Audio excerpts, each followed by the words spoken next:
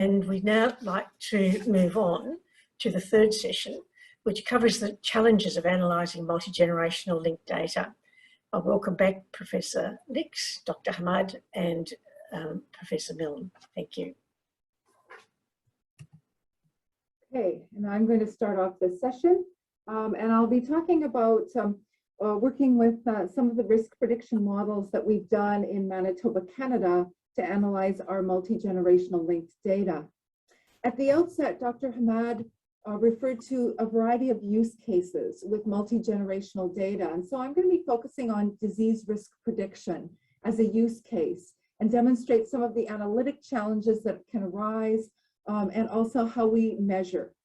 So with disease risk prediction, our question really is, if we add one or more maternal or paternal health condition variables to an existing disease risk prediction model, does that result in improved accuracy, and does it reduce error? Another example of a question that we're interested in with the multi-generational data is around heritability estimation. I won't have time to focus on that today. Developing pedigrees was part of what I would have talked about in the previous section, but you can ask me about that at another time. And in this case, we're really interested in how much variation in an outcome for a child, for example, can be explained by the family history of that health condition. But let's focus on the disease risk prediction case. So in Manitoba, we've been working on looking at both maternal and paternal health history variables and diabetes risk prediction, looking not only at what benefit there is from adding more information about the mothers and fathers in terms of measures of their health history, but also how important those variables are. And Dr. Hamad will talk a little bit about the methodology we've used to create these variables, but I'm going to focus on what we've learned in terms of this and how we've used machine learning models in particular to do this. They're an appropriate tool because we have a large number of variables that can be defined over a long period of time. And so we've looked at the advantages of using both a lasso regression and a random forest classification and regression tree approach. The former is very good when we may have a large number of variables that may be related to one another and possibly may have relatively small effects. And so to avoid model overfitting, particularly when we have imbalance, they've been useful. And the random forest models are another potential approach to analyze these kinds of data because it allows us to include different types of data, whether variables, for example, whether they're continuous or categorical, without making any a priori assumptions about the form of the associations amongst our outcome and whatever predictor variables we include. So our general flow of steps in these kinds of projects are to build our linkages, first of all, then construct our family health histories using diagnosis codes and our core databases that we have going back to 1970, along with information on family relationships, are our physician records and hospital records. We can then build a variety of different kinds of models and using a cross-validation approach to facilitate variable selection techniques. And then finally do some assessment of the performance of these models. Challenges that arise in doing this is that we can have many family health condition variables included in our models. We can define them for the offspring, where we may look at comorbid conditions, as well as when we're looking at diabetes, not only the maternal and paternal history of diabetes, but we're interested also in, as we add comorbid conditions, do they improve the risk prediction performance? So we could look at mothers alone, fathers, we could look at either parents, and we can also look at both parents. The latter is really one that allows us to investigate whether there's a dose-response effect. Some other challenges that can occur is whether we can fully observe our maternal and paternal histories. My illustration here shows what can arise in terms of left truncation, where a parental diagnosis may actually occur before the start of data availability, and also that there may be gaps in healthcare coverage. Recall that in the province of Manitoba, we're looking at health insurance registration coverage to help us define these health histories. And so migration can be a factor. And as well, Dr. Hamad will talk about the fact that we have changes in diagnosis coding over time, which can challenge our ability to do these kinds of projects. Here are some results that we have produced when we look at, first of all, a very simple model that looks at a variety of offspring characteristics and their ability to predict our outcome, which is an incident diabetes diagnosis. We do very well just with a small number of offspring variables and also using parental diabetes that is defined as early as we can go back to the data. So this model fits well and has fairly good discriminative performance and low predictive area. So our question was really, can we do better? And what kinds of parental health conditions might emerge as important model covariates? And so that's where we've used our lasso regression and random forest approach. All right, and so we get a large number of variables that do emerge, and we find relatively small effects, which is not atypical in what's been found in other studies, that when we look at these family history variables, they point us potentially in new directions, but the effect sizes potentially are small, maybe because of misclassification bias and because we're looking at both environmental effects and genetic effects, so teasing those apart. But this is likely what will happen. And this was when we were looking at parental conditions that were diagnosed in either parent using a lasso regression model. And what we find, and this is just looking at a positive predictive value of our predicted probabilities of being a new diabetes case in offspring, we find that we do get benefit. It depends on what model we're using. There are a variety of hyperparameters that we might look at in these machine learning models, but it's possible to produce, in fact, substantially improved predictive performance when we move away from just a small set of variables to a larger number that include a variety of family health history measures. All right, so in closing, though, I'd like to note that there are computational challenges associated with doing this. Our data linkage center, as well as the experiences of others that we have talked to, is that they're not designed to do some of the heavy computational crunching that's required when we start to run models that have many different offspring and parental characteristics.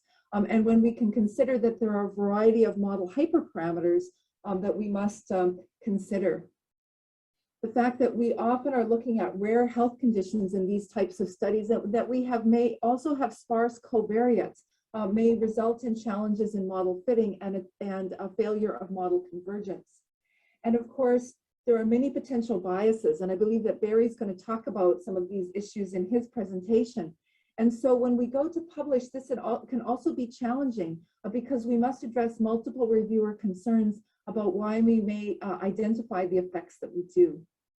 All right, with that, I'll stop and I'll turn it over to Dr. Hamad. Thank you, Lisa.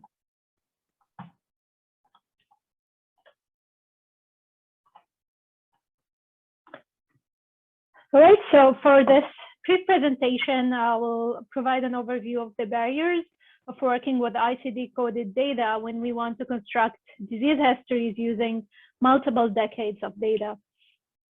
And I'll start with a brief background into the International Classification of Diseases, or the ICD coding system. So this system was developed by the WHO to report diseases. And the first version was introduced in the 1890s, but since then, multiple versions have been developed over time, with each of these new versions having a higher number of codes. So diseases are being added, removed, or combined due to advances in our knowledge about health and diseases. And the multi-generational data that I described, they are coded with at least two of these if we are looking at 20 or 30 years of data. So it has multiple versions of the ICD system. For example, in Manitoba, we have 3 versions. We use ICD-8, 9, and 10 in hospital data, and we use ICD-8 and then ICD-9 in physician visit claims. And while the use of ICD coding system is helpful because it standardizes how we report diseases, but there are some challenges to consider. And the first one is that there are thousands, and in some of the versions, tens of thousands of ICD codes that might not be clinically significant. So tens of codes might represent one condition, but we're interested in the condition itself, not in the details measured in the specific ICD codes. And I said that there are multiple ICD versions over time. So the ICD codes might report different things between the different versions. So for example, if we want to construct family history of a specific condition, we need to identify the codes for this condition in the 3 versions in ICD 8 and 9 and 10, at least here in Manitoba. And add to that there are inconsistencies when transitioning between the different versions. And we've seen this in research that we did here. We looked at the times when we transitioned from ICD 8 to 9 and from ICD 9 to 10, and we saw that there is inconsistency in the trends of the prevalence of many diseases, and specifically for mental health disorders. There have also been changes in the diagnostic criteria of diseases over time, and this is a question that we got in the first session. We will address after this one. So all of these challenges are encountered when we do multi-generational studies that span over multiple decades. And we've seen these in the Family Health History project that Lisa just mentioned. It aims to construct objectively measured lifetime complete family health histories since 1970, and then use these histories to predict the risk of chronic diseases. So because we are using 5 decades of data across multiple versions of the ICD system, we needed to first harmonize all of these coding systems across the data years into one classification system, and at the same time reduce those thousands of ICD codes into a smaller number, manageable number of clinically meaningful categories. So to do so, we adopted the open source clinical classification software, or CCS. This is a classification system that was developed for the US Agency for Healthcare and Quality.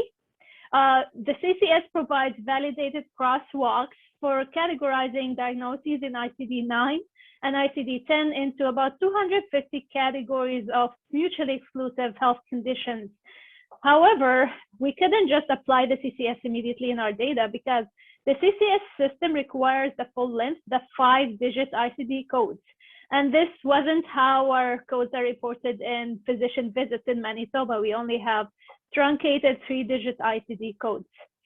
In addition, the CCS system doesn't provide a crosswalk for ICD-8, so we had to develop a crosswalk between ICD-8 and the CCS category. So we had to modify the CCS categorization a bit to be able to use it within the Manitoba data. We did this using 4 steps. We started by identifying ICD-9 codes of chronic conditions because we are interested in family histories of chronic conditions. And for that, we used another open source, which is the chronic condition indicator.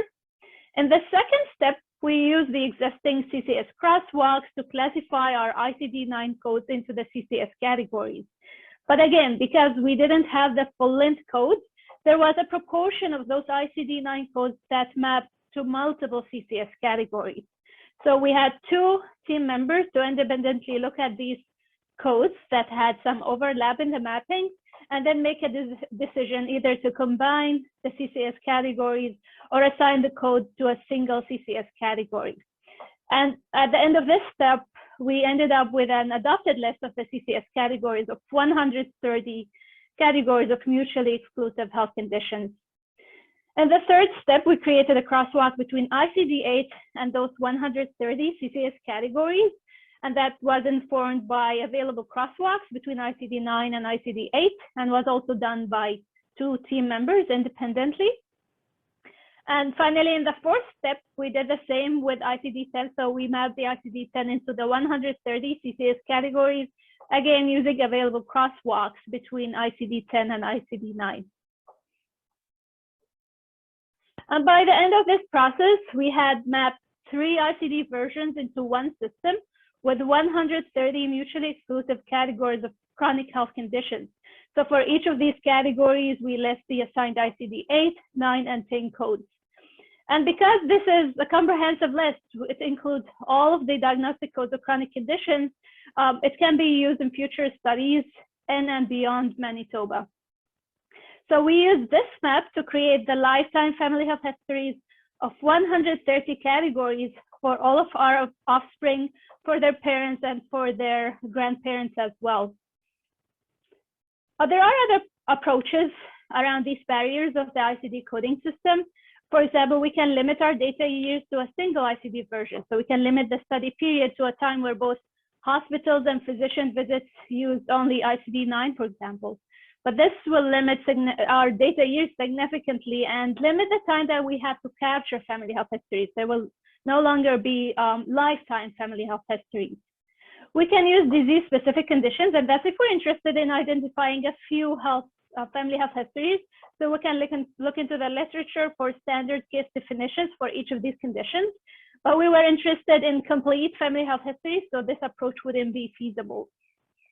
And there are other classification systems. There's the Alexander Comorbidity Index with 31 comorbidity categories. There's the Charlson Comorbidity Index with 17 categories.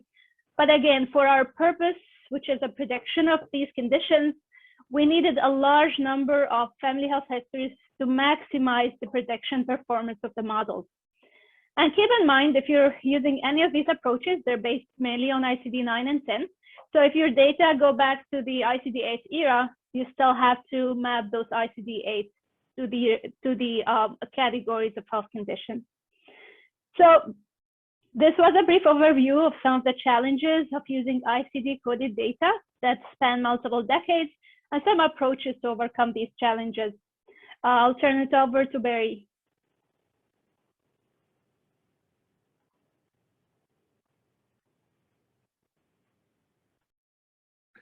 Thank you, Amani. I'll just load up my presentation.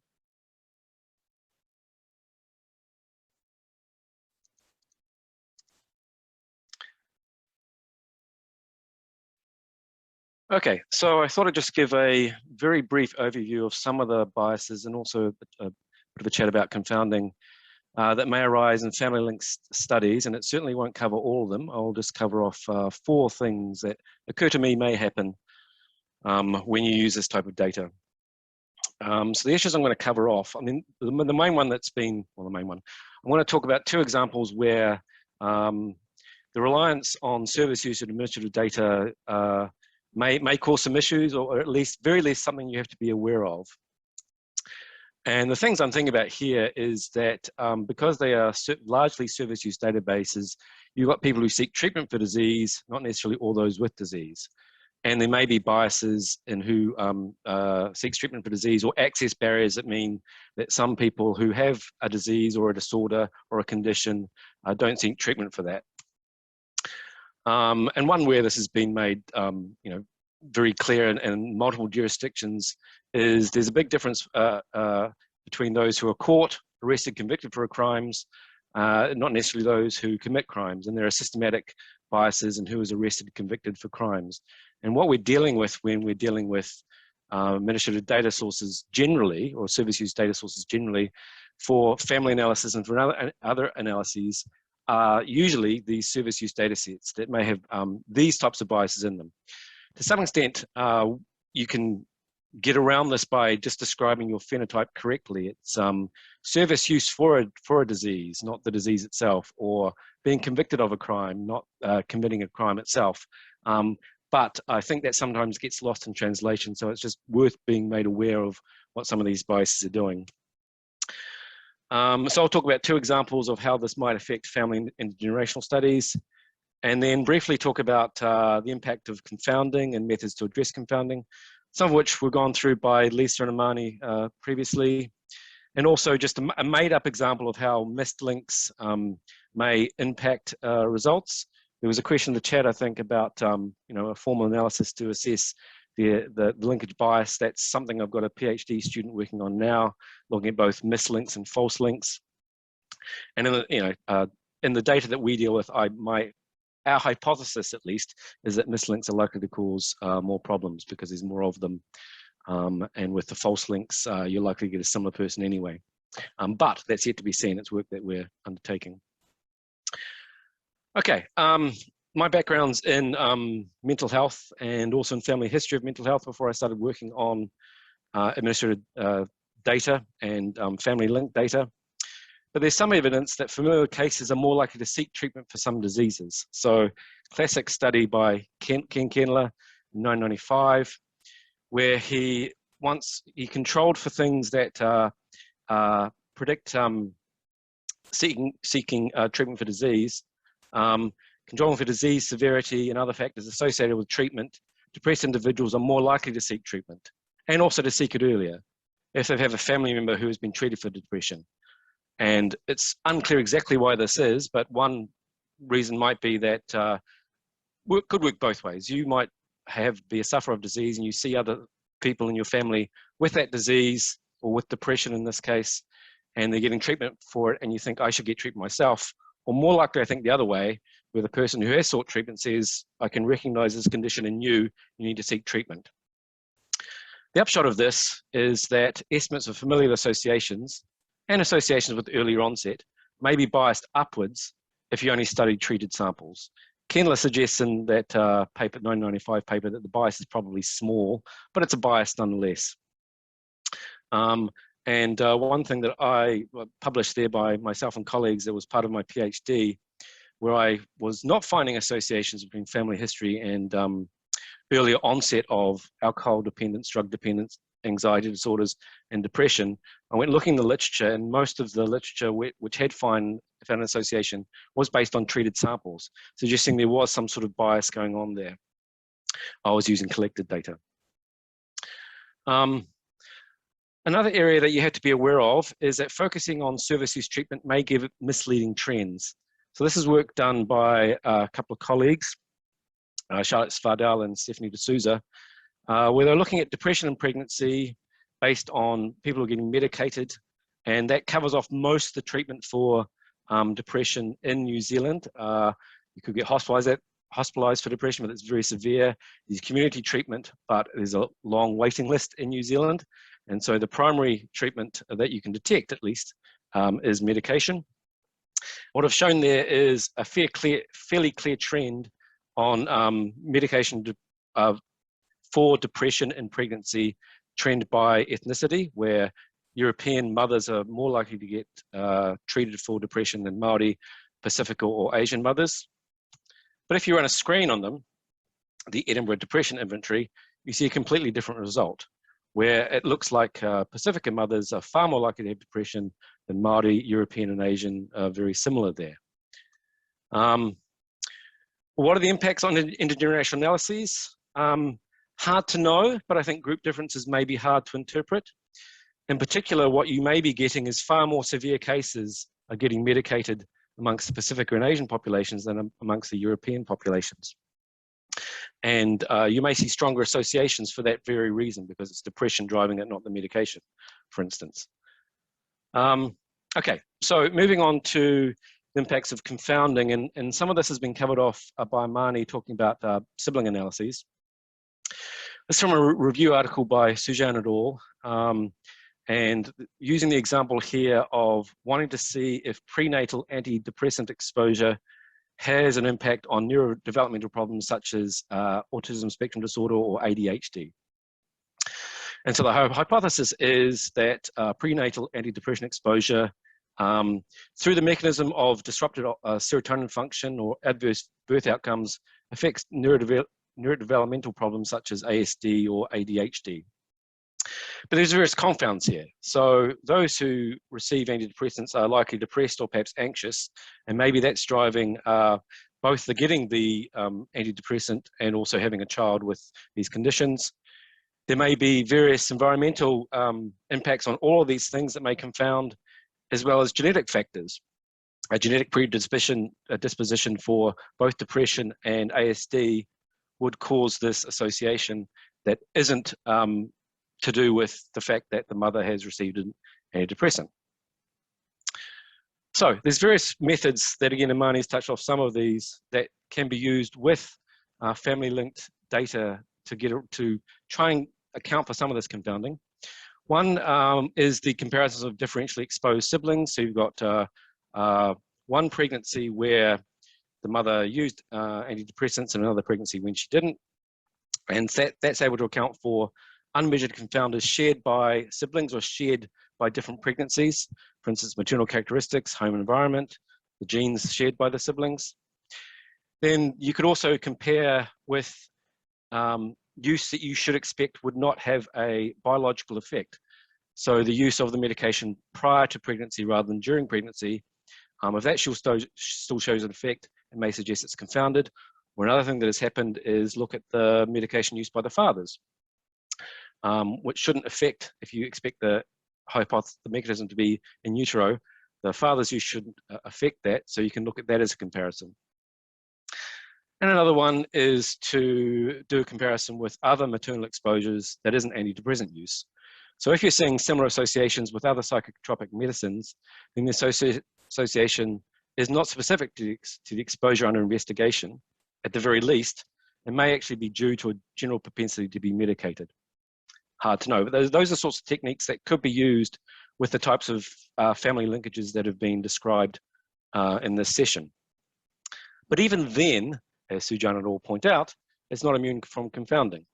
So if, for instance, offspring born to mothers who used antidepressants during pregnancy may have been exposed to more severe depression than offspring born to fathers who used antidepressants, mothers who used other medicines, mothers who use antidepressants before pregnancy, or mothers who use antidepressants during the focal pregnancy but not during another pregnancy, then you're not fully accounting for all that confounding. So there's certain things that you may not be able to do, and this comes back a little bit to the fact that we're often using service use data sets. You may not, in this particular case, be able to get a measure of severity of depression.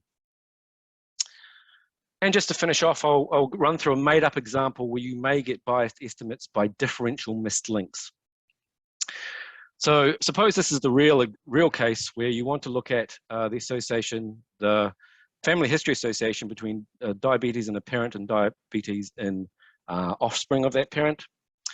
And so what we've got here is made-up example. We've got 100,000 parents with diabetes and 100,000 without diabetes.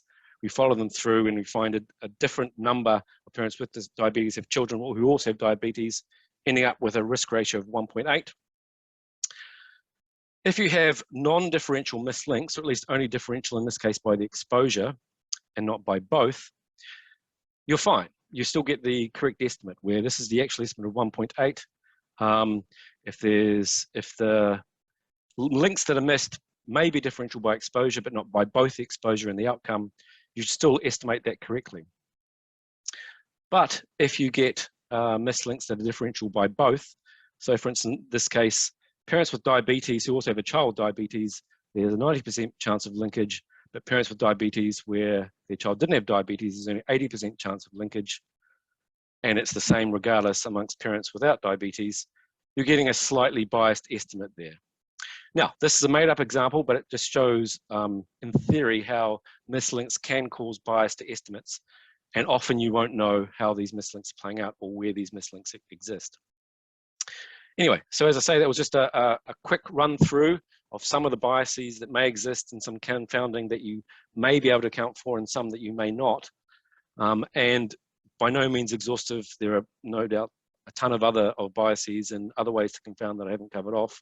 Just a thank you to Charlotte and Stephanie D'Souza, who worked on the antidepressant paper, and Amanda for the work on the mislinks bias. Thank you very much. Okay, thanks very much, Barry. And we've got one question for the panel, and it's from Alberto. I'd like to know what you have to say about the potential linkage error itself, and does it carry through, or how do you deal with it when analysing the data regarding potential bias on estimates? And I think some of you in your presentations have perhaps touched a little bit on it, but is there anything in addition that you'd like to comment on? Well, I just think it's important to do some sensitivity analyses around that if there's a concern about differential linkage. I mean, we try to look at subgroup analyses, for example, as part of that, and think about how time may affect our results. And so we can also do some comparisons across time if there's a concern about differential linkage rates across years. Yeah, I think it's an underexplored area, and one of the reasons it's underexplored is it's hard to determine sometimes what the mislinks are and what the false links are, and those are the two things that I think could be causing problems. That's one of the reasons we've got a PhD student working on this at the moment. You know, Lise has come up with some suggestions for what you can do. What I mostly see is either nothing being done or something around how much would this have to be wrong before we get a null finding kind of approach, without doing much that's kind of formal, but it is a very difficult area. Okay, thank you all. I think that was a very helpful session on some very practical issues associated with analysing this complex data.